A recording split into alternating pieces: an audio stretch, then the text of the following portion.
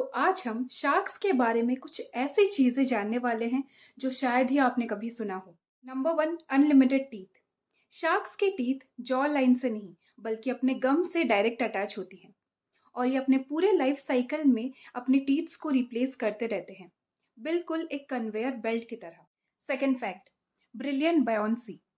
दूसरे फिशेस में अक्सर एयर ब्लेडर्स होते हैं, लेकिन शार्क्स के केस में ऑयल से भरा हुआ एक बड़ा सा लिवर प्रेजेंट होता है जो इन्हें कंटिन्यूअसली वाटर में फ्लोट करने में मदद करती है।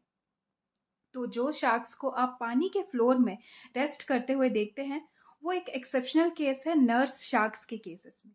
तीसरा फैक्ट है कि शार्क्स मरीन इकोसिस्टम में एपेक्स प्रेडेटर्स कहलाते हैं, लेकिन ये ह्यूमन से अक्सर दूर रहना पसंद करते हैं। इनके लगभग 470 से 500 तक की स्पीशीज प्रेजेंट है, जिनमें से सिर्फ 4 ऐसे स्पीशीज है जो ह्यूमंस के साथ एनकाउंटर के केसेस में सामने आए हैं। और हमारे केस में हम हर साल लगभग 100 मिलियन से भी ज्यादा शार्क्स को हंट करते हैं। रीजन बीइंग उनके स्किन, उनके फिन्स, उनके मीट और न जाने क्या क्या चीजों के लिए हंट करते रहते रीजन।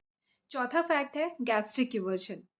और ट्रस्ट मी, ये सबसे ज्यादा अजीबोगरीब ट्रेट होता है शार्क्स के अंदर।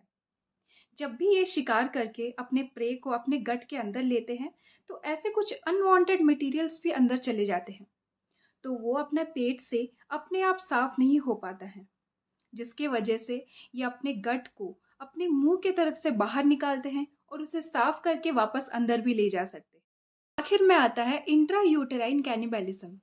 तो शार्क्स के केस में वो अक्सर अंडे देती है या फिर नॉर्मल मैमल्स के तरह डायरेक्ट बच्चे को पैदा करती है।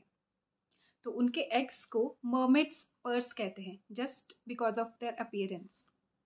लेकिन खास बात यह है कि उनके वूम के अंदर ही उनके बच्चे यानी कि बेबी शार्क्स एक दूसरे को ही खाने लग जाते हैं, जिसे कैनिबलिज्म कहते हैं। और यही होती है सर्वाइवल ऑफ द फिटेस्ट।